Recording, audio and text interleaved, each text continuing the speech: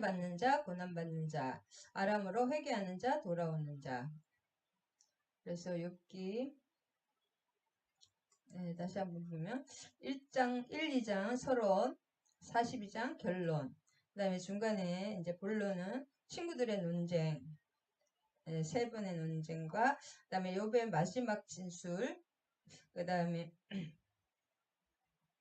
처음부터 서론, 결론 먼저 내면 그 다음에 논쟁 1번, 2번, 3번 본론의 논쟁, 그 다음에 욥의 마지막 진술, 끝까지 아직 그 이유를 모르겠다는 거죠. 그 다음에 엘리후가 또 마지막에 또 정리를 합니다. 엘리후의 굉장히 나이가 제일 많고 지혜로운 엘리후의 주장. 그 다음에 하나님이 쫙 나타나십니다. 38장에. 그래서 네가 천지를 창조할 때 있었느냐 하면서 하나님께서 그 창조하실 때 그 모습 그런 것들을 말씀해 주시고 이제 마지막에 욥이 우리 하나님의 주권을 인정하고 회개를 합니다. 할렐루야. 이것이 욥의 욥기의 구조입니다. 욥기를 보면서 저는 130편, 139편을 하나님이 이 모든 것을 전지자 모든 것을 아는 뭐 그런 시점에서 이것을 다 모든 것을 아시는 하나님. 우리가 힘들 때, 고난을 받을 때 모든 것을 하나님이 아시기 때문에 고난에 이것만 하나님이 나를 함께 하시고 나를 다 안다는 것만 해도 위로가 됩니다. 고난을 아시는 하나님 아신다. 누구서? 하나님께서. 그럼 언젠가는 해결을 해주십니다.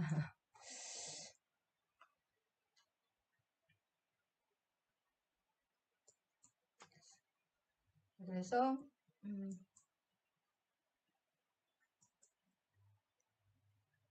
여기 이제 사장 했나요? 한 것 같은데.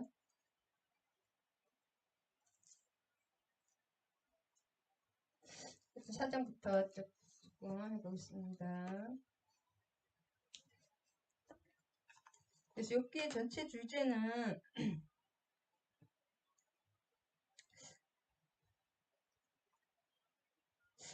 가정, 하에 인간의 행동과 하나님의 공의에 대해서 인간이 지혜롭고 선하게 행동하면 하나님께서 성공과 보상을 해주실 것이다. 우리가 악하고 어리석으면은 재앙과 벌을 내리시겠다. 인간고 권선징악 그 법칙을 초월한다는 것입니다. 욥기에서는 그런 결론 설명을 하지 않습니다.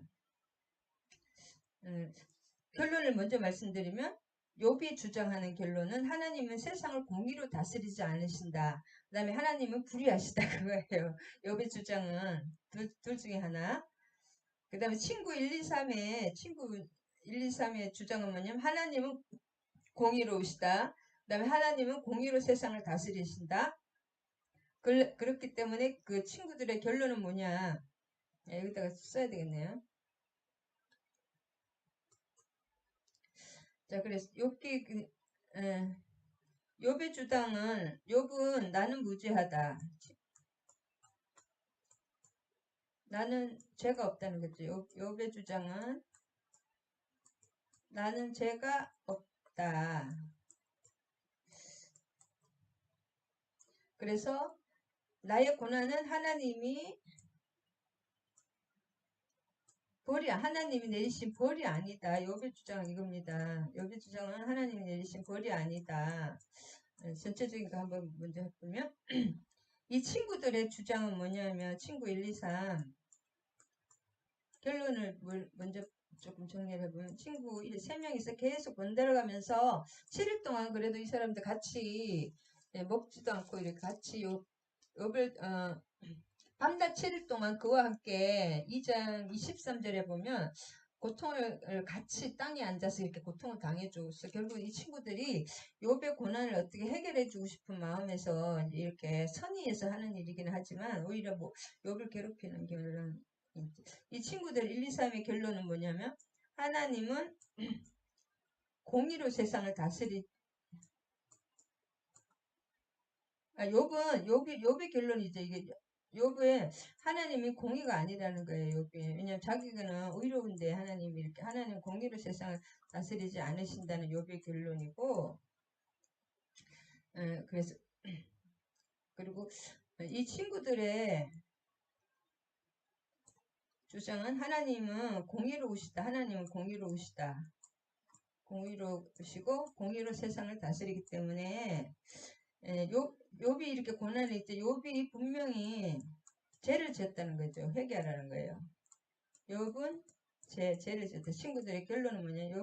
욥이 빨리 회개하라는 거예요. 회개하면 이것을 벗어날 수 있다. 그래서 계속 욥과 친구들의 반박, 그것이 일어납니다. 그래서 하나님은 이런 권선징악 뭐라 그럴까? 인과응보라 그러지. 이 사람들 인과응보. 이 친구들이 주장하는 인과응보와 권선징악 그런 건데 욥은 그렇지 않다는 겁니다. 그래서 욥이 막 감정적인 엄청난 혼란을 또 가져옵니다.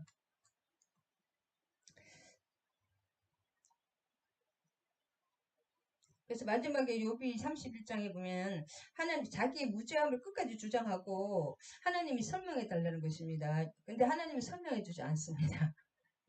우리가 물어보면 하나님이 또 설명을 해주시고 감동을 주시는데 욥에 대해서는 끝까지 설명을 해주지 않으십니다.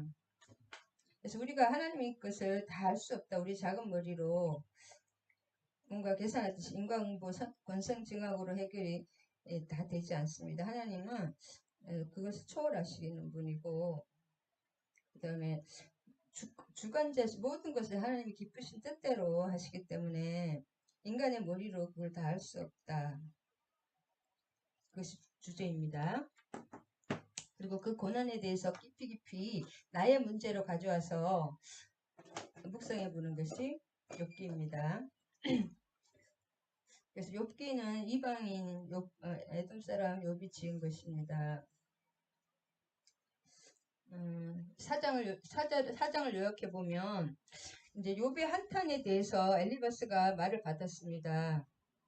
욥이 계속 거기서는 막 이제 3장에 보면 거기서는 여기서 어찌하여 계속 3장에 그러다가 3절에 거기서는 뭐냐면 이제 내세랄까 천국이랄까 그것을 주장하는 거거든요. 욥이 거기서는 악한 자가 소유를 먹지 거기서는 피곤한 자가 쉼을 얻고 거기서는 갇힌 자가 평안을 잊고 거기서는 작은 자와 큰 자가 함께 있고 종과 상전이 있다. 그런 내용이고 나에게는 평안도 없고 안일도 없고 휴식도 없고 다만 불안하다. 막 욥이 계속 그런 주장인데 그 말을 받아서 엘리바스 나이가 제일 많고 좀 제일 지혜로운 엘리바스가 이렇게 말하는 것입니다. 4장과 5장은 짧게 말하면 욥의 한탄에 대해서 엘리바스가 말을 받은 건데 그의 말투는 책망조 이렇게 도와준다고 하지만 이제 결론은 책망조고 그 요지는 죄를 지었기에 징벌이 임했다는 것입니다. 권성징악입니다. 공의의 하나님이니까 네가 뭔가 죄를 지었기 때문에 이런 것이 고난이 왔으니까 회개하라는 거죠. 고난이 죄의 결과라고 보는 그 전통적인 그런 교리와 개인적인 경험에 근거할 논리 있습니다. 그래서 손이 늘어진 자 사장 손이 그러니까 말을 굉장히 부드럽게 합니다. 이 욥이 이렇게 내가 말을 굉장히 점잖게 합니다.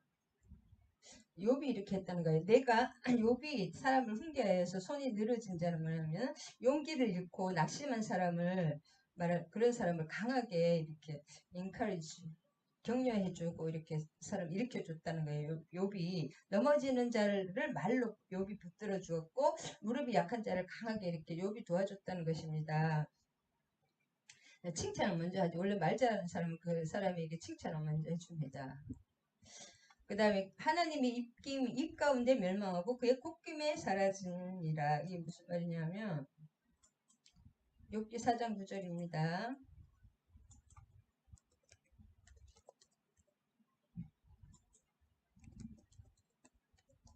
욥기 4장 9절. 욥기 4장 9절이 뭐냐면은 하나님의 입 기운이라는 것은 뭐냐면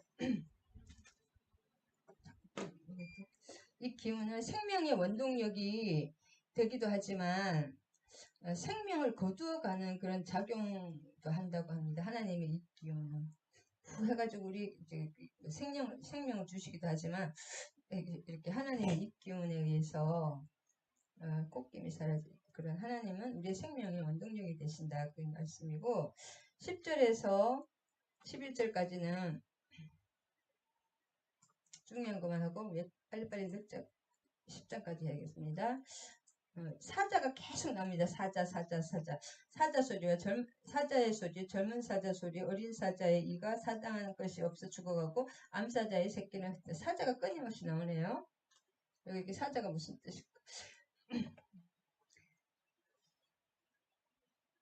사람들에게 해를 끼치는 사자가 이제 이렇게 고통을 당한다는 거죠. 하나님의 공의의 법칙에 의해서 사자가 막 울고 젊은 사자가 막 어린 사자가 부러지고 사자가 이렇게 고통을 당하는 것은 사람들에게 해를 끼쳐서 이렇게 된다는 거예요. 그래서 이런 것처럼 죄를 범한 사람은 고통을 이렇게 죄 지은 사자처럼 고통을 당한다. 그러니까 결론은 뭐예요? 욥이 죄를 지었기 때문에 이렇게 고통을 당한다 그거예요. 결론은 그겁니다. 17절에서 4장 17절 사람이 어찌 하나님보다 의롭겠느냐 사람이 어찌 그 창조하신 이보다 깨끗하겠느냐 17절에서 21절에 계속 그 사람이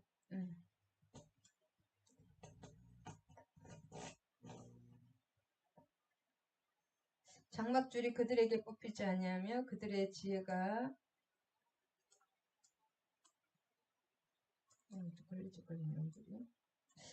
뽑히지 아니하며 그들은 지혜가 없이 죽느니라. 그러면 이 무슨 말이 이거의 엘리바스가 그 이상 환상을 통해서 이게 들은 말이거든요. 이 말은 그러나 이 환상 이 이상은 하나님의 직접적인 계시 같지는 않다고 합니다. 그래서 엘리바스도 엄청 최고의 지혜자죠. 이 세 친구가 보통 사람은 아닙니다. 그러니까 3천 몇 년 전인가요? 창세기 시대에 있어졌으니까. 그리고 17절에도 뭐 사람이 어찌 하나님보다 외롭까? 하나님보다 사람은 다 죄인이라는 거죠. 결론은. 그 다음에 5장도 똑같은 엘리바스의 말인데 너는 본장에서도 엘리바스의 책망이 계속 이어집니다. 그는 욥에게 한탄과 원망의 말을 그치고 하나님께 순종하고 하라고 계속 이렇게 말합니다. 비록 범죄로 인해서 징계를 받더라도 하나님을 믿는다면 하나님이 다시 회복시켜 주실 것이라는 그런 뜻입니다. 그러나 엘리바스의 책망은 욥의 마음을 오히려 더 상하게 했다고 합니다. 3절에 보면 내가 미련한 자가 뿌리 내리는 것을 보고 그의 집을 당장에 저주하였노라. 이것은 무슨 말이냐면 미련한 자의 뿌리 박는 것을 보았으나 갑자기 그의 저주를 받는 미련한 자의 뿌리 박는 것을 보았으나 갑자기 그의 집이 저주를 당했다는 그런 뜻입니다. 해석이 조금 원어하고 다르게 됐다고 합니다. 미련한 자라는 것은 악한 자죠. 그래서 당장 저주를 받았다는 것입니다. 이런 악한 자가. 결국 악한 자가 저주를 받는다. 죄를 받는다. 그 심판 받는다. 그 내용이고 또 8절에서 16절 나라면 하나님을 찾겠고 내 일을 하나님께 의탁하리라. 이렇게 하라고 도와준다는 것이 오히려 사람을 이제 뭐랄까 더 염장 그런 하고 있죠. 16절까지 보면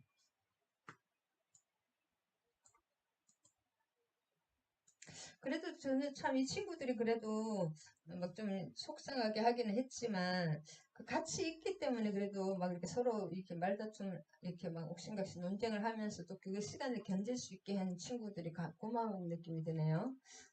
혼자서는 얼마나 더 힘들었겠습니까? 8절에서 16, 엘리바스는 창조주이신 하나님께서 세상을 아무렇게나 내버려 두지 않으시고 인간의 활동과 인간의 그는 사회 문제와 자연의 그 순환 과정에 직접 개입하시고 있다고 이렇게 말하는 거예요. 진짜 지혜롭기는 지혜롭죠. 그 다음에 17절부터 21절까지는 볼지어다 하나님께 징계받는 자에게 복이 있나니 그런즉 너는 전능자의 징계를 없인 여기지 말지. 그러니까 말은 좋게 하는데 결국 징계받는다는 거죠. 욥이. 그다음에 21절 내가 혀의 채찍을 피하여 숨을 수가 있고 멸망이 올 때에도 두려워하지 아니할 것이라. 이게 무슨 말이냐면 엘리바스는 드디어 욥의 고통을 하나님의 징계로 해석을 했습니다. 그 다음에 그는 욥이 고난에 합당한 가증스러운 죄악을 범하였다고 말하고 있습니다. 그렇게 직접 그렇게 말하고 있지는 돌려대고 있지만 그러면서도 오히려 그는 욥에게 전능자이신 하나님의 연단으로 고통을 받아들이는 것이라고 충고하고 있습니다. 그러니까 참 말은 잘하고 있는 것 같아요. 최고의 지혜자들이거든요. 그 당시에. 그래서 이렇게 하면서도 말을 좋게 지혜롭게 잘하고 있는 것 같아요. 혀의 채찍이는 말은 뭐냐면 비방하는 말이거든요. 비방하는 말을 피하여 숨을 수가 있고 멸망이 올 때에도 두려워하지 아니할 것이라. 누가 그렇다는 거예요? 하나님이 직접 징계받는 사람들은 하나님이 직접 구하여 주신다는 거지. 연단을 하신 다음에 진짜 맞는 말이네요. 27절에 무슨 말이냐면 볼지어다 우리가 연구한 바와 이와 같으니 너는 들어보라. 그러면 내가 알리라. 그러니까 뭔가 해결책을 계속 강구해 주는 거죠. 최고의 지혜자들이. 그 엘리바스의 말은 한 가지 큰 문제점은 뭐냐면 죄인의 고난과 의인의 축복에 대해서 너무 일방적인 견해는 거죠. 권성징악이죠. 죄인은 벌받고 의인은 복받는다. 너무 그런 일방적인 그 욥뿐만 아니라 예레미야나 스데반, 바울의 고난도 그런 의인들의 고난이 엄청 많잖아요. 예수님은 그럼 죄지어서 십자가 졌습니까? 죄로 인한 하나님의 징계로 다 보아야 됩니다. 그럼 예수님은 죄지어서 십자가 진 거라서. 그래서 이 권성징악, 인과율을 하나님의 벗어난다고 합니다.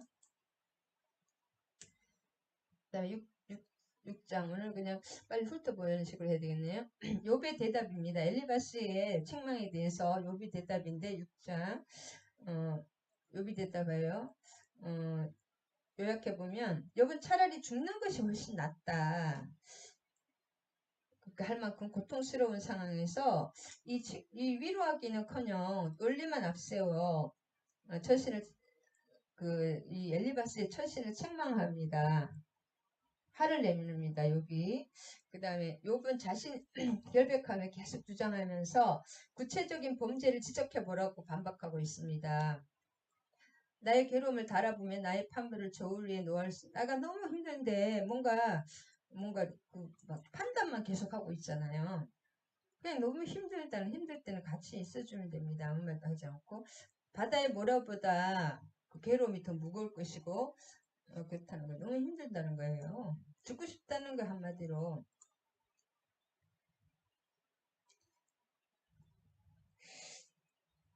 그래서 전능자의 화살이 내게 박히면 나의 영이 그 독을 마시느니 하나님의 두려움이 이게 참 이게 욥이 지금 제일 무서워하는 것이 이겁니다. 욥이 제일 무서워하는 것이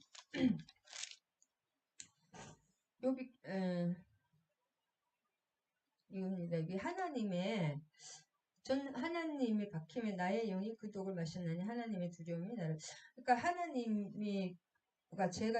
하나님이 자기를 제가 있어서 아니래요. 어떻게 하나님과의 관계가 멀어지면 하나님과의 교제가 완전히 끊어지잖아요. 전능자의 화살이 이것을 무서워하는 것입니다. 욥은.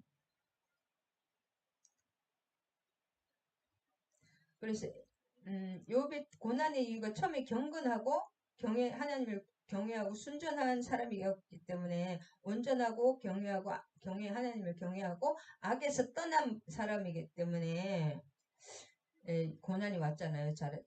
그 말이 두 번 이상 나옵니다. 그래서 문제가 꼭 있다고 고난이 온다 그렇게 이렇게 받아들이면 안 됩니다.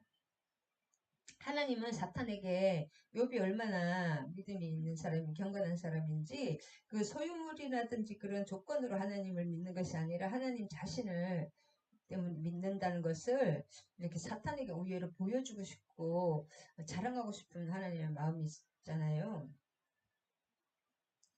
그래서 그거에 하나님 그렇게 자랑하고 싶은 사람 중에 한 명이 욥이 대표 선수로 뽑혔기 때문에 이렇게 너무 잘하니까 잘하는 사람이 힘들잖아요. 일 잘하는 사람이 일 시킵니다. 그래서 이 세상에 그 논리에 맞서서 신앙이 얼마나 값진지 보여주고 싶은 하나님의 마음이고 그런 여러 성도 중에 제일 뽑힌 사람이 그 대표 선수가 욥이기 때문에 이 엘리바스라든지 친구들은 인과응보, 본성징악, 자연법칙도 있지만 그 하나님의 초월성을 놓치고 있는 것입니다. 그래서 요한복음에 맹인 날 때부터 맹인이 그의 죄입니까? 그의 조상의 죄입니까? 요한복음 9장인가 보면 하나님께서 그를 통해 하실 일이 있다는 것입니다. 그래서 인간의 그 생각으로 초월하신다 하나님은 모든 것을 그렇게 판단하면 안 됩니다. 그래서 6장 그 다음에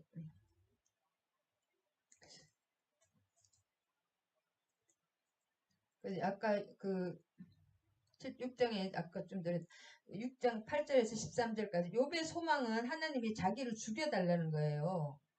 그가 당하는 고통은 하나님이 주시는 것이라고 생각하기 때문에 하나님 그럼 저를 죽여주세요. 그렇게 6장에서 말했거든요. 그다음 7장에 보면 6장 한 번 더 해야 되나 모르겠네. 7장 그냥 하겠습니다.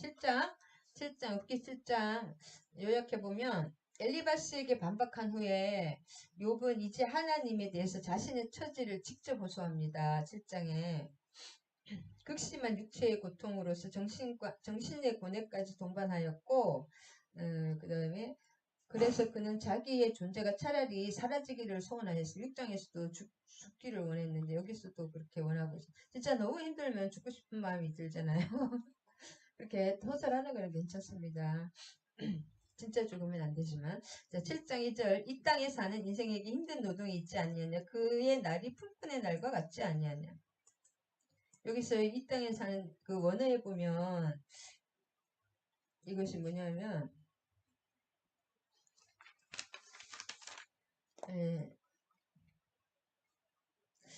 이게 뭐냐면 전쟁에 있지 않느냐는 뜻이거든요. 전쟁에 있지 아니하냐. 이 땅에 사는 인생의 힘든 노동이 그 전쟁에 있지 아니하냐 그 말인데 차바라고 군대 이 당시에는 당시 군대는 한 번 가면 10년 이상을 10수년을 그 전쟁이 끝날 때까지 철들면 군대 가서 한 번 나가면 진짜 살아올 가능성이 별로 없었대요. 그래서 전쟁과 부의 차바 군대 부역은 그래서 무거운 고역을 강제적으로 해야 하듯이 고역스러운 삶을 산다는 것입니다. 영위한다, 산다.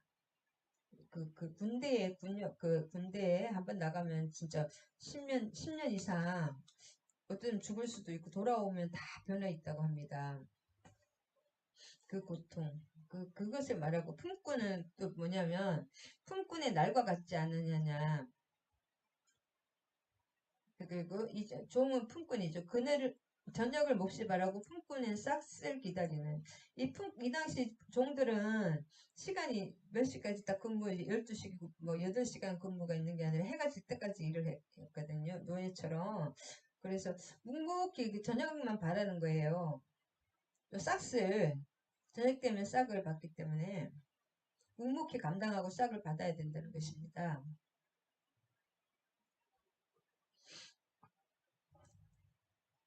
그러니까 이게 이제 무슨 뜻이냐? 그의 날이 품꾼의 날과 같지 아니하냐? 그 이제 1절 이거는 뭐냐면 인생은 수고와 공고로 가득 차 있다는 거죠. 5절에 보면 내 살에는 구더기와 흙덩이가 의복처럼 입혀졌고 내 피부는 굳었다가 터지는구나.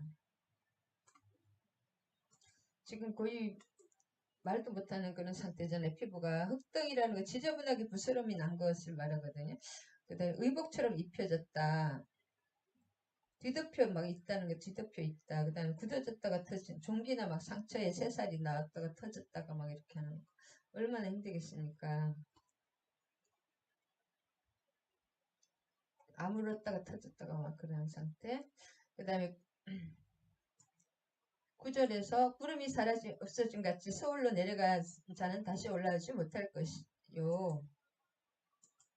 9절에서 16절까지는 욥은 자기가 당하는 모욕을 당연시하면서 하나님께 막 이렇게 막 얘기를 길게 늘어놓는 것입니다.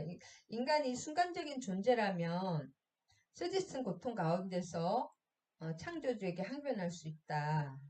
잠깐 구름처럼 사라져 없어지고 잠시 있다가 사라지는 안개 같다는 말이 있잖아요. 그런 것처럼 하나님께 이렇게 항변할 수 있다. 16절까지 그 말입니다. 계속 하나님께 항변하는 거. 내가 내 생명을 싫어하고 영원히 살기를 원치 아니해 나를 놓으셔서 내 날은 헛것이다. 죽여달라는 거예요. 9절에서 16절까지 뭐냐면 욥은 자기가 당하는 그 모욕을 당연시하면서도 그냥 인간이 순간적인 존재라면 이렇게 말을 해도 된다. 하나님께 항변할 수 있다. 그 내용입니다. 그 다음에 11절에 12절 아까 한번 더 보면 그런즉 내가 내 입을 금하지 아니하고 내 영혼의 아픔 때문에 말하면 내 마음의 괴로움 때문에 불평하리이다. 내가 바다니까 내가 괴물이니까 주께서 어찌하여 나를 지키시나이까. 그러니까 이 당시 바다는 안 좋은 거잖아요. 하나님께서 사나운 바다나 또 그 바다의 괴물처럼 다루신다는 것입니다. 지금 약간 원망하는 것입니다. 하나님 원망하는 거. 그 다음에 8장 다 그 내용이 8장은 또 요약해 보면 욥의 반박과 호소를 그 빌닷의 첫째 그 이제 다른 빌닷 이때까지는 엘리바스가 했다면 빌닷이라는 이제 이름이 빌닷이 나오는데 욥의 반박과 호소를 듣고 있던 빌닷이 이제 말을 하는 것이고 그 역시 하나님의 공의로운 그 법칙을 계속 내세웠습니다. 욥이 죄로 인해서 징벌을 받고 있으므로 죄악을 고백하고 하나님 앞에서 회개하라는 것입니다. 결국은 또한 그는 11절 이하에서 악인의 결국은 패망으로 끝날 수밖에 없다. 그러니까 말을 굉장히 이제 이 엘리바스는 말을 점잖고 그렇게 이 사람 말이 투박합니다. 그러니까 막 말을 계속 내가 언제까지 이렇게 하겠느냐 막 이렇게 말하고 있습니다.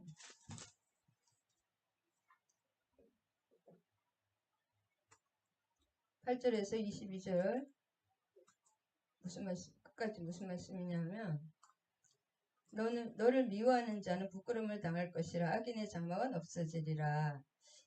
청하건대 너는 옛사람에게 물으며 조상들이 터득한 일을 배울지라.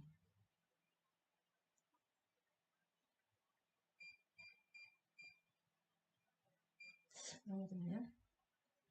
이렇게 말하고 있습니다. 그래서 8절에서 22절을 무슨 하면 엘리바스가 그 신비한 환상에 근거하여 말을 하는 반면에 빌닷은 태초의 그 지혜를 근거로 조상들이 터득한 지혜를 배우지 태초의 그 지혜를 근거로 논술을 하고 있습니다. 8절에서 이 세상에 내게 이르지 않느냐 마음의 나를 하지 않느냐. 그래서 악인의 최후는 이렇게 나쁘다고 최후를 이렇게 말을 하면서 과연 욥이 책망받을 만한 일이 없다면 반드시 회복될 것이다. 그렇게 말하고 있습니다. 하나님은 공의 하나님이다. 이 말입니다. 9절 9장 나누기로 9장 욥의 대답입니다. 9장 진도 나가는 것이 목적입니다. 지금은 9장은 뭐냐면 엘리바스와 빌닷은 하나님의 공의를 주장하면서 욥의 범죄 사실을 신게 하려고 계속 뭔가 그것을 빨리 해결해 주려고 계속 애를 썼는데, 하지만 욥은 자기가 까닭모를 징벌을 당하고 고통받고 있으며 하나님의 주권하에서 악인뿐 아니라 온전한 자도 고통을 당할 수 있는 것을 실감하고 있다고 반박하는 것입니다.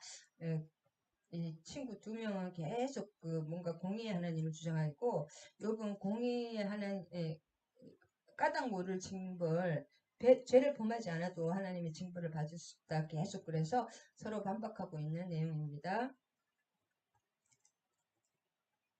3절 4절 하나님이 사람이 하나님께 변론하기를 좋아할지라도 첫마디에 한마디도 대답하지 못하리라. 그는 마음이 지혜로우시고 힘이 강하시니 그를 거슬러 스스로 완악하게 행하고도 형통할 자가 누구냐. 그래서 욥의 대답입니다. 변론이라 욥의 대답.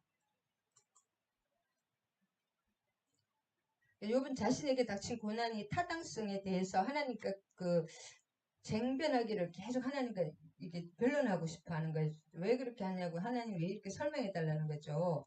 그와 동시에 그는 자신에 대한 변호를 하나님께 충분히 할 수 없음을 느낍니다. 그 이유는 하나님의 지혜와 권능이 크시기 때문에. 하나님 자기보다 더 똑똑하잖아요. 그러니까 하나님의 지혜와 권능이 워낙 크시기 때문에 자기가 마음껏 이렇게 변론을 할 수 없음을 느끼는데, 그러나 하나님은 나중에 이 두 가지 문제를 욥에게 말씀하십니다. 나중에 38절 1, 2절에서 말씀하십니다. 하나님이 또 설명해 주십니다. 그 다음에 13절에 라합이라는 것이 나옵니다.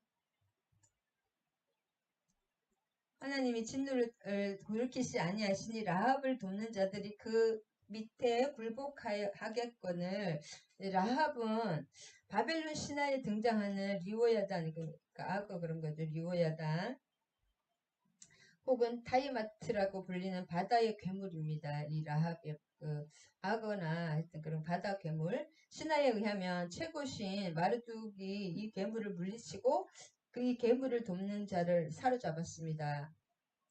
그래서 이 내용은 이들이 실제로 이 라합이 존재한다고 하더라도 하나님이 그것을 능히 굴복시킬 수 있음을 설명한 구절입니다. 13절 라합.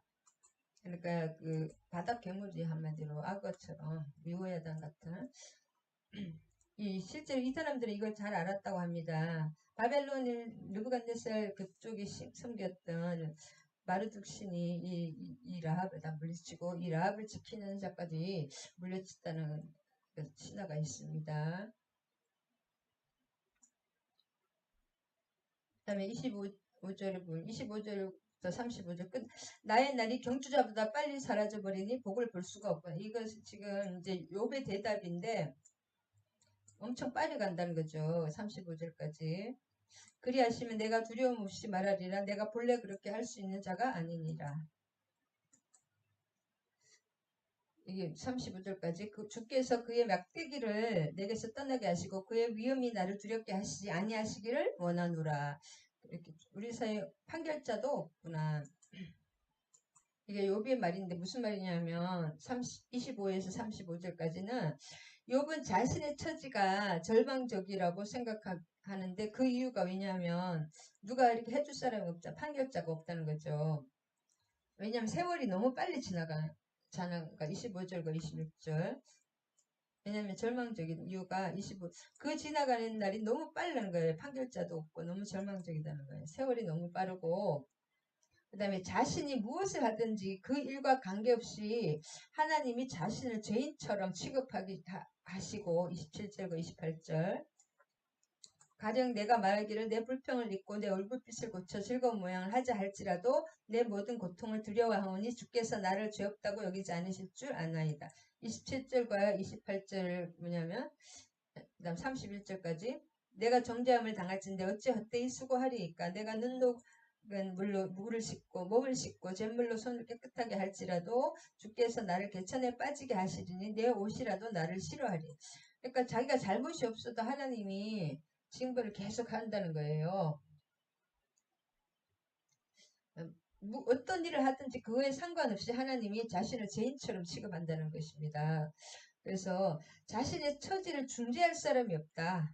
그래서 32절 하나님이 나처럼 사람이 아니하신즉 내가 그에게 대답할 수 없으며 함께 들어가 재판을 할 수도 없고 우리 사이에 손을 얹어 판결할 사람도 없다. 그래서 여기서 25절에서 35절 그 결론 무슨 말이냐? 자신이 처지가 절망적인 이유가 이제 세 가지가 나오는데 첫 번째 세월이 너무 빠르고 두 번째 자기가 무엇을 하든지 그 일과 상관없이 하나님을 자기를 죄인 취급한다는 거예요. 그 다음에 자신을 처지를 중재자가 없다는 것입니다. 그래서 절망적이다는 것입니다. 자, 10장까지 하겠습니다. 이제 너무 길어가 42장까지인가 있잖아요. 여기 11장까지 갔네 벌써? 아니 앞으로도 10장 여기 10장을 다시 요번 대답 다시 한번 자 여기 연결입니다. 요번 대답 10장을 다시 한번 요약하면 친구들을 향한 논박을 마친 욥은 자신을 이토록 큰 고통에 처하게 하신 하나님께 그 이유를 가르쳐 달라고 계속 애원합니다. 하나님 이유를 설명해 주세요. 우리가 너무 힘들 때면 그런 거 있잖아요. 하나님 왜 어찌하여 이러시냐고 막 물어볼 때가 있잖아요. 그 똑같습니다. 그는 자신의 결백에 대해서 하나님이 더 잘 아시지 않느냐고 반문하십니다. 7절에. 그 다음에 하나님께서 자신의 고통을 그치게 해달라고 강구하는 내용입니다. 그래서 우리 이 내용 이 욥을 고통 중에 나라고 대입을 해야 됩니다. 이거 성경 읽는 일반 성경하고 같이 읽는 게 아니라 머리로 읽는 게 아니라 삶으로 읽는 것입니다. 이 욥기는 그래서 1장에서 1절에서 내 영혼이 살기에 곤비하니 내 불평을 토로하고 내 마음이 괴로운 대로 하리라. 여기 주께서 자주자주 증거하는 증거자를 바꾸어 나를 치시며 나를 향하여 진노를 더하시니 군대가 번갈아서 군대가 막 돌아가면서 자기를 친다는 거예요. 1절에서 17절까지는. 그 무슨 내용이냐면 욥은 더 이상 살 가치가 없다고 깨달았습니다. 그래서 하나님이 그의 말이 어떻게 생각하실지는 이제 아랑곳하지 않고 그냥 과감하게 자기 문제를 이제 진짜 목숨을 걸고 하나님 앞에 내던지는 것입니다. 하나님이 그분의 뜻대로 모든 일을 행하심을 잘 아는 욥이기 때문에 하나님이 자신의 확신에 찬 그 진리를 입증시키고자 하는 그러니까 하나님과 이렇게 제가 논쟁을 해보자는 거예요. 그 내용입니다. 1절 이거 뭐냐면 살기에 곤비하니 내 영혼이 살기가 곤비하다는 거예요. 영혼이 삶에 지쳤으니까 그런 뜻입니다. 근데 하나님께 진짜 이렇게 기도하면 굉장히 효과적입니다. 할 말을 다 이렇게 하나님 내가 이렇게 했대 이렇게 했대 이렇게 하면 하나님이 다시 또 이렇게 뭔가 깨닫게 해주십니다. 하나님 우리를 연약함을 아시기 때문에 그렇게 막 토로할 때 하나님 내가 이렇게 했잖아요. 이것도 이렇게 했잖아요. 막 그렇게 울면서 기도하면 너무 하나님이 바로 들어주십니다. 삶에 지쳤다. 그 다음에 주께서 주의 손으로 지으신 것을 학대하시며 멸시하시고 악인의 꾀에 빛을 비추기를 선히 여기시나이까. 그러니까 악인의 꾀를 이제 선히 여기라는 거죠. 욥은 하나님께 무죄한 자신에게 진노하시는 반면에 악인을 기뻐하신다고 말하고 주장합니다. 그러나 이 말을 근거로 해서 그를 비방할 수가 없는데 왜냐하면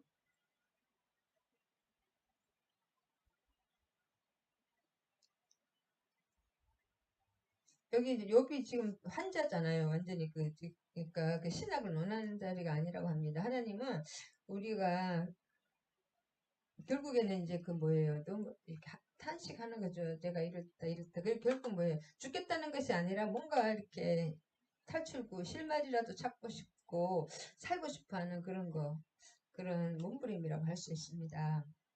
욥도 나중에 이제 회개하고 42장 1절에 하나님은 그의 죄를 용서하십니다.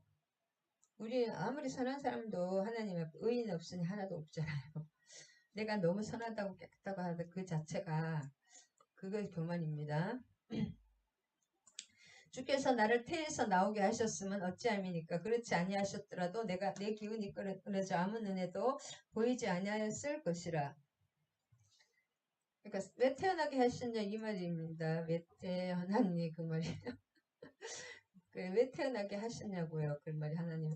땅은 어두워서 흑암 같고 죽음의 그늘이 져서 아무 구별이 없고 광명도 흑암 같으니이다. 이제 끝으로 욥은 아무런 목적 없이 인생을 사는 것보다 차라리 음부의 세계에 거하는 것이 낫다고 이렇게 말하고, 이렇게 함으로써 욥은 이 소송에서 집행유예 가능성을 바라는 일말의 희망을 버리지 않습니다. 이걸 어떻게 재판장이라고 할 수 있겠어요. 이 재판. 뭔가 뭐랄까 집행유예라 해달라는 거죠. 가능성.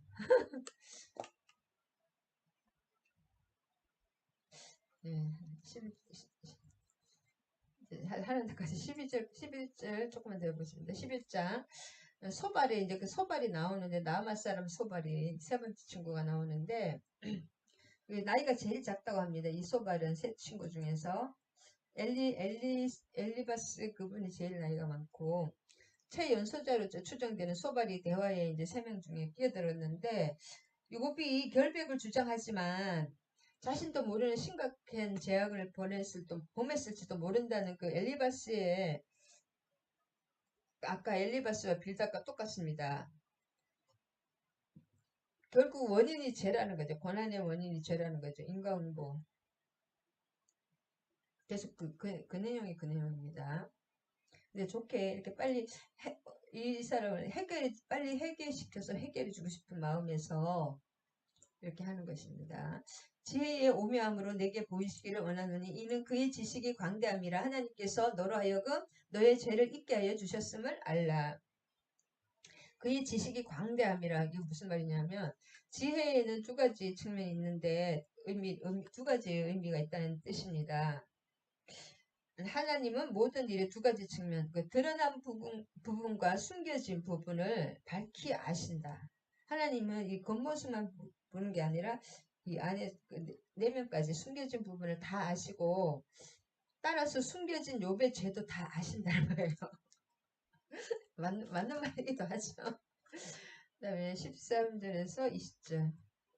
말이 너무 많은 사람들은 참 질색인데 저는 진짜. 근데 우리의 고통에 대해서 계속 이게 문학작품으로 세계 베스트셀러라고 합니다. 욥기가 그 인간의 고난에 대한 그런 어떤 그런 그 작품 중에서 최고의 작품입니다. 만일 내가 마음을 바르게 정하고 주를 향하여 손을 들 때에 20절 그러나 악한 자들은 눈이 어두워서 도망갈 곳을 찾지 못하리니 그들의 희망은 숨을 거두는 것이니라. 결국 마지막으로 이제 소발은 욥이 마음을 고치고 죄를 멀리하고 겸손하게 하나님께 나아가면 소망이 있을 것이라고 계속 말하는 거예요. 결국은 이제 욥의 문제를 해결해 주기 위해서 하는 건데 욥이 뭔가 자기가 알지 못하는 제가 그걸 해결하고 하나님 앞에 나아가라는 거죠. 따라서 소발 역시 그 두 친구와 마찬가지로 죄에 대한 전통적인 견해를 옹호하고 있습니다. 다 똑같은 말씀입니다. 말은 이렇게 저렇게 여러 가지 방법으로 하지만 똑같은 말씀인데 15절 그리하여 하면 내가 반드시 흠없는 얼굴을 들게 하고 굳게 서서 두려움이 없으리니. 15절이 무슨 말이냐면 내가 반드시 내가라는 것을 저거죠. 죄악을 모두 씻어 버리게 되면 부끄러움을 당하지 않는다는 말로써 현재 욥이 많은 죄로 얼룩져 있음을 가리키는 말입니다. 지금 이제 죄가 많으니까 이렇게 징계를 받으니까 죄를 씻어 버리라는 거죠. 세계에서. 그러면 깨끗하게 된다. 그 말입니다. 자, 12장까지 빨리 하겠습니다. 욥이 대답하여 12장입니다. 12장은 욥의 대답인데, 이제 지금 누구예요? 소발인가요? 소발의 이제 첫 번째 말에 대한 욥의 대답입니다. 12장을 요약하면 욥의 친구들의 그 독선적인 태도를 비난하고 나섰습니다. 이제 이 친구들이 원칙론적인 논리만 계속 정확하게 설명한 반면에 욥은 논리로서는 그 납득하기 힘든 고통스러운 그런 현실을 체험하고 있었기 때문에 그는 자신의 고난의 원인과 의미를 알고 있는 분은 오직 하나님뿐이라고 생각합니다. 이 친구들은 결론은 뭐예요? 공의의 하나님이 이렇게 너를 징계하는 것은 네가 죄를 회개하기를 회개해서 이렇게 사죄를 하심을 받고 이 죄 용서를 받고 깨끗함을 입으라는 것입니다. 근데 욥은 아니라는 거죠. 나는 죄증이 없고 나의 그 고난의 이유를 아는 사람은 하나님뿐이라 그 내용입니다. 12장은 그래서 13절 지혜와 권능이 하나님께 있고 계략과 명철도 그에게 속하였느니 이 13절에서 25절 빛없이 캄캄한 데를 더듬게 하시며 취한 사람같이 비틀게 하시느니라. 13절에서 25절 그가 허르신즉 다시 세울 수가 없고 사람을 가두신즉 놓아주지 못하느니라. 그가 물을 막으신즉 마르고 물을 보내신즉 땅을 뒤집으니 능력과 지혜가 그에게 있고 속은 자와 속이는 자가 다 그에게 속하였으므로 모사를 벌거벗겨 끌어가시며 재판장을 어리석은 자가 되게 하시며 왕들이 맨 것을 풀어 그들의 허리를 동이시며 제사장을 벌거벗겨 끌어가시고 권력이 있는 자를 넘어뜨리시며 충성된 사람들의 말을 물리치시며 늙은 자들의 판단을 빼앗으시며 귀인들의 멸시를 쏟으시며 강한 자의 띠를 푸시며 어두운 가운데 은밀한 것을 드러내시며 죽음의 그늘을 광명한 대로 나오게 하시며 민족들을 커지게도 하고 다시 멸하기도 하시며 민족들을 멀리 퍼지게도 하시고 다시 끌려가게도 하시며 만민의 우두머리들의 총명을 빼앗으시고 그들을 길없는 거침들에서 방황하게 하시며 빛없이 캄캄한 데를 더듬게 하시며 취한 사람같이 비틀거리게 하시느니라. 이 느부갓네살 나중에 그거 같아요. 왕들 우두머리의 총명을 빼앗아서 7년인가 짐승처럼 살았잖아요. 이런 거 하나님이 그 내용입니다. 그래서 이게 25절까지 무슨 내용?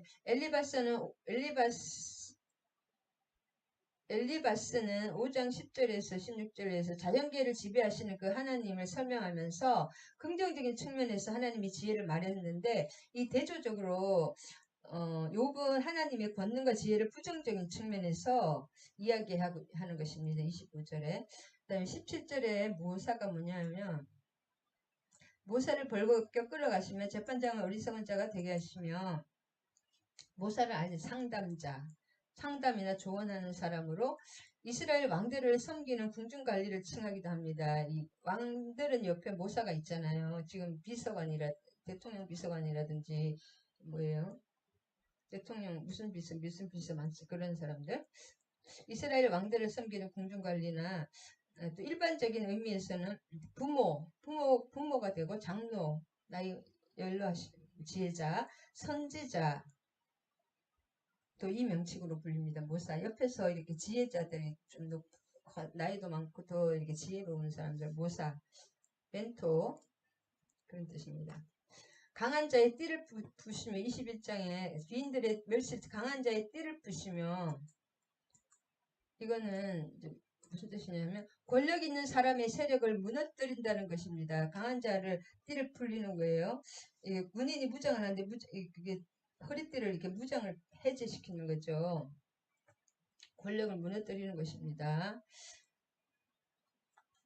13장까지 했으면 너무 좋을 것 같은데 13장까지 하겠습니다. 오늘 그냥 몇 잡기로 하는 게 빨리빨리 여기서는 이제 욥의 13장에서는 욥의 친구들의 거만하고 독선적인 자세를 나무라고 욥의 말입니다. 자신이 오직 침묵하라고 말하고 명한 후에 욥 자신은 오직 하나님께 억울함을 송사하겠다고 말하고 있습니다. 그 다음에 이러한 결심을 하게 된 까닭은 하나님이 공의로운 심판을 행하신다는 확신과 하나님 공의의 하나님이라는 확신과 자신이 결백하다고 하는 자신감이 작용했기 때문입니다. 그래서 너희들은 말하지 말라. 이제 내가 하나님께 직접 얘기하겠다. 그렇게 말하고 변론.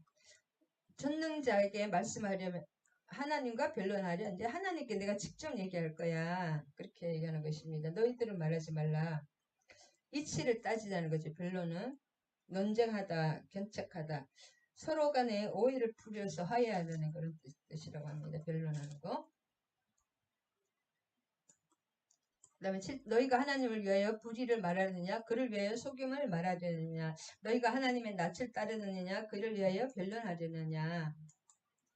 자, 변론이란 말이 계속 나오네요. 하나님과 욥은 자신에게 고난을 주신 하나님의 정당함을 입증하려는 친구들의 노력을 비방합니다. 하나님은 공의로우기 때문에 근데 자기는 잘못됐다는 거죠. 사실 그들은 그 일에 너무 집착한 나머지 고난에 다른 이유가 있을 것이라는 가능성을 생각지 못하고 있습니다. 그래서 그들은 이제 자기 그 결과 그들은 본의 아니게 거짓말쟁이가 되는 것입니다. 7절 거짓말이 되었습니다. 그 다음에 12절 너무 공의와 막 권생칭악 이렇게만 하고 그 인과율 막 인과응보 막 그거 막 계속 너무 그거에 하나님 매이지 않습니다. 너희의 격언은 재 같은 속담이요 너희가 방하는 것은 토성이니라. 이게 무슨 친구들의 인용한 경은 재와 같이 어떤 곳에도 쓸모가 없다. 그들의 변론은 무너지기 쉬운 흙더미에 불과하다는 것이에요. 너희가 방어하는 것이 뭐냐면 하나님이 욥에게 내리신 그 고난이 정당한 것이라고 변론하는 것입니다. 너희가 방하는 것은 토성이니라. 너희가 잘못됐다 이거죠. 그 다음에 친구들이 다 잘못됐다는 것입니다. 자기는 이제 의롭다는 거죠. 결국은 20절 오직 내게 이 두 가지 일을 행하지 마옵소서. 그리하면 내가 주의 얼굴을 피하여 숨지 아니하리이다. 21절 겁을 주시는 것과 이 두 가지는 뭐냐면 21절과 22절입니다.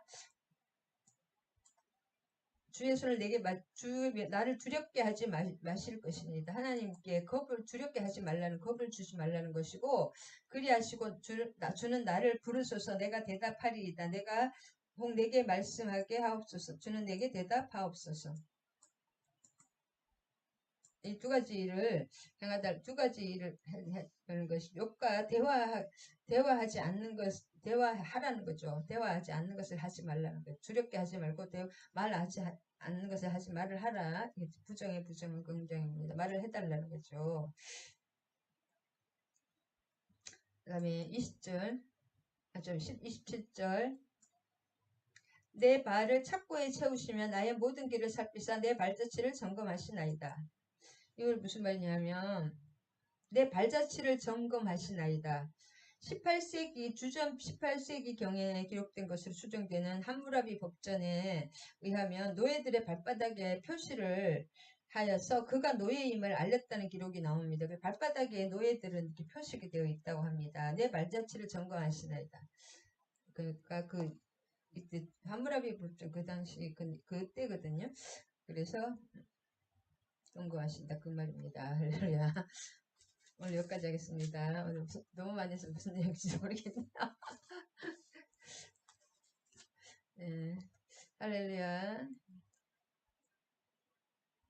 그래서 막 욥과 친구들의 욥의 대답은 별로 결국 나는 무죄하고 그 친구들은 뭐예요? 결국은 하나님이 공의 하나님이니까 네가 무슨 알지 못하는 죄에 지었기 때문에 이런 고난을 받고 있으니까 회개하라는 것이고 욥은 하나님은 꼭 그 공의에 있으면 그렇게 하시는 게 아니라 나는 죄가 없다. 나는 하나님과 이렇게 정론할 거야 그 말입니다. 할렐루야. 아멘. 그래서 여기에는 결론이 없고 이걸 싹딱 이렇게 이건 이렇게 하는 것이 아니라 이 고난을 우리의 삶에 진짜 우리의 삶에 대입을 해야 됩니다. 우리의 머리에다가 넣는 것이 아니라 욥기는 그래서 우리 고난이 우리 삶에 나에게 주신 고난이 어떤 것인가 그거에 대해서 하나님 욥과 같이 하나님께 대면 계속 이렇게 묵상하고 이렇게 생각하면서 기도하면서 깊이 생각해보는 고난, 우리의 인생의 고난, 하나님을 믿으면서 경건하게 살려고 나름대로 다 노력하는 가운데서 오는 큰 고난, 이유 없는 고난, 또 이유 있는 고난, 여러 가지 고난에 대해서 우리 삶으로 묵상해보는 그런 내용입니다. 이 욥은 이게 옳다 좋다 이렇게 각 결론이 나지 않는 것입니다. 욥기는 할렐루야. 아멘. 주님 감사합니다. 오늘 또 욥기 12장까지 쭉 보면서 우리 인생에 하나님 바람같이 잠시 있다 없어지는 안개 같은 인생에 하나님이 또 여러 가지 고난을 주시고 우리를 또 단련하시고 또 알지 못하는 인과응보나 인과율에 따르지 않는 또 고난, 하나님의 초월적인 고난도 있고 또 인과율에 따른 고난도 있는 줄 압니다. 우리가 이런 것을 잘 구별해서 어떤 고난이 진짜 욕처럼 이해할 수 없는 고난이 있을지라도 그것을 그 모든 것을 아시고 시편 139 모든 것을 아시고 우리의 모든 말을 아시고 우리의 눕고 안고 일어선까지 우리의 모든 행위를 보고 계신 하나님을 바라보며 끝까지 우리를 건져주시고 그 믿음으로 굳세게 두 배로 강력하게 세워주실 하나님을 바라보며 인내하며 고통과 고난을 지혜롭게 넘기는 저와 우리 지체들이 되게 하여 주시고 욥처럼 고난을 이기는 자가 되게 하여 주실 것을 간절히 기도드리며 감사하며 예수님의 이름으로 기도드립니다. 할렐루야 아멘 아멘. 주기도문과 축도하심으로 예배 마치겠습니다. 하늘에 계신 우리 아버지여 이름이 거룩히 여김을 받으시오면 나라가 임하시오며 뜻이 하늘에서 이루어진 것 같이 땅에서도 이루어지이다. 오늘 우리에게 일용할 양식을 주시옵고 우리가 우리에게 죄 지은 자를 사하여 준 것 같이 우리 죄를 사하여 주시옵고 우리를 시험에 들게 하지 마시옵고 다만 악에서 구하시옵소서. 나라와 권세와 영광이 아버지께 영원히 있사옵나이다. 아멘 아멘. 축도하시겠습니다.